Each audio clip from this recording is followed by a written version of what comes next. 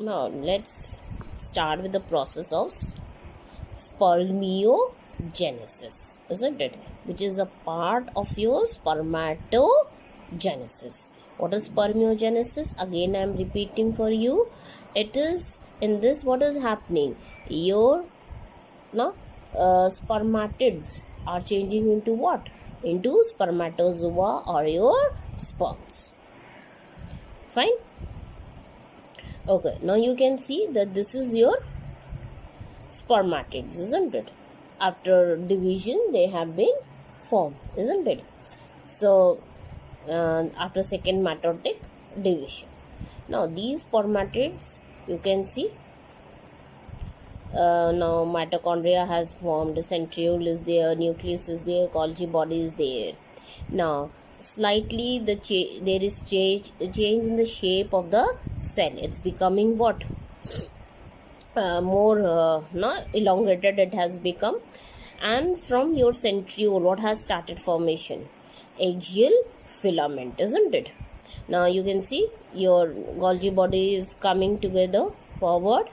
Now the cell is becoming more and more elongated, isn't it? And ultimately it takes the shape of your sperm, isn't it?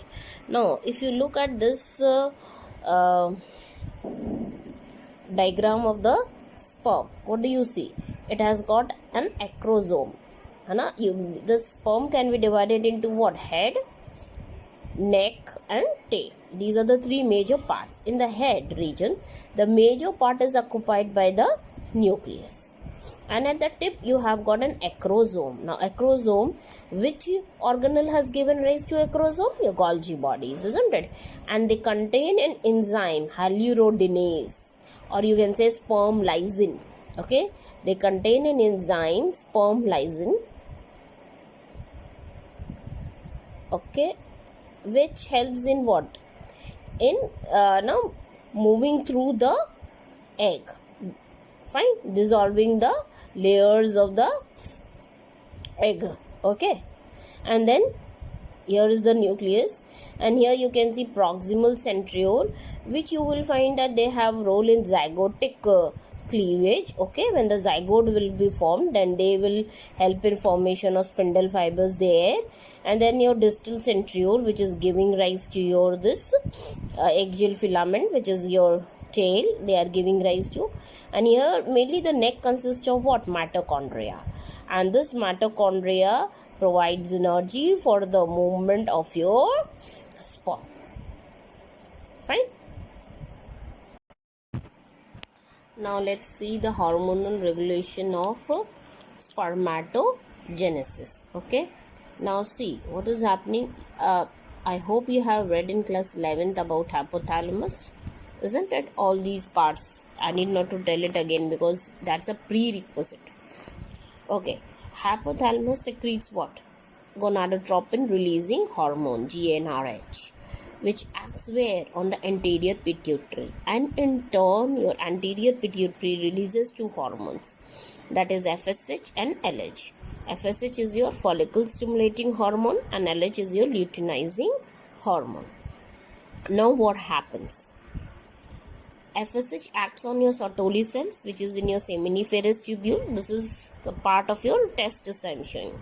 Okay, and Sertoli cells are present in your seminiferous tubules, and Leydig cells are outside the seminiferous tubule, isn't it? They are interstitial cells between seminiferous tubules, Leydig cells. So FSH acts on Sertoli cells and LH acts on Leydig cells. Now what happens? Your Leydig cells are the major cells which is responsible for male hormone production, which is called as testosterone, isn't it? Now this testosterone, it will what will do? It will act on Sertoli cells and it will promote what? Spermatogenesis. Okay, so this testosterone will move into seminiferous tubule, act on Sertoli cells, and you know that your spermatogonial cells are attached to Sertoli cells for nutrition, and they promote spermatogenesis. Now some amount of hormone inhibin is released. In my previous lecture I have also told you that very small amount of estrogen is also released from Sertoli cells. Okay, And now inhibin, what does this inhibin they do? See, now this inhibin via negative feedback, it acts on anterior pituitary and lowers. If too much of inhibin is there, then it will act on anterior pituitary to stop the secretion of FSH. Similarly, here from testosterone, if too much of testosterone is secreted, then testosterone acts at two levels. Okay, it acts at anterior pituitary and it also acts as hypothalamus. So testosterone regulates the secretion of GnRH and your LH and FSH both. Fine. So what is negative feedback? I hope you have read in class 11. Again I am telling you, negative feedback is a mechanism by which the amount of hormones in your body is being regulated. In this regulation, what happens? When the end product becomes too much, like here testosterone is the end product of the hormone, है ना? Now when this hormone becomes too much, it acts on the initial product which has started its synthesis. So which has started the synthesis from GnRH. So it acts on the hypothalamus and stops the hypothalamus from secreting GnRH. Okay, so this is the negative feedback mechanism where the end product now goes and acts on the initial product and stops its synthesis. Fine.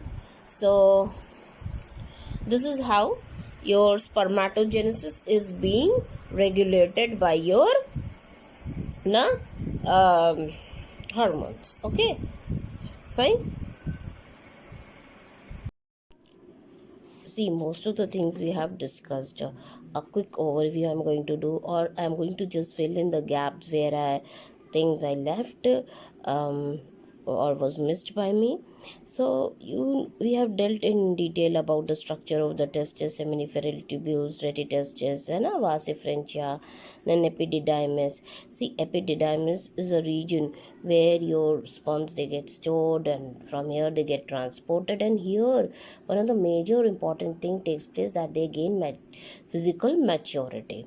They are able to move, and they also motility they gain, and they gain the fertilizing capacity.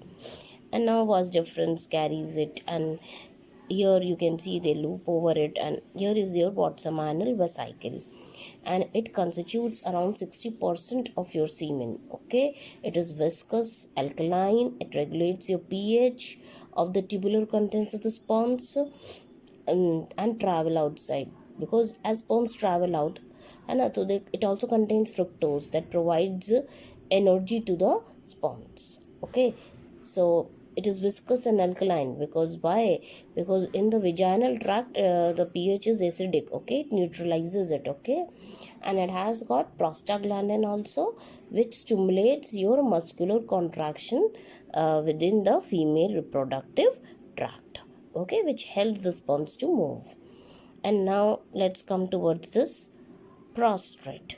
Okay, this prostate is constituting around 25% of your semen, and it nourishes and activates the spermatozoa to swim. Okay, and very important thing, it contains prostate specific antigen. Okay, which liquefies your coagulated sperms. The sperms which have clumped together, it liquefies them. Okay, and then comes your Cooper's gland. You can see these small ones, these are your Cooper's gland. Okay, they are also alkaline in nature, and they neutralize the acids from the urine. Okay, and they also secrete mucus that lubricates the penis, because this lubrication is very important, which it decreases the it makes the transfer of the sperms easy, and it decreases the damage of the sperms during ejaculation. Okay, so it is responsible for lubrication. Okay, and it makes the it is also alkaline, so it neutralizes the urine which was earlier there in that tract. Okay, fine.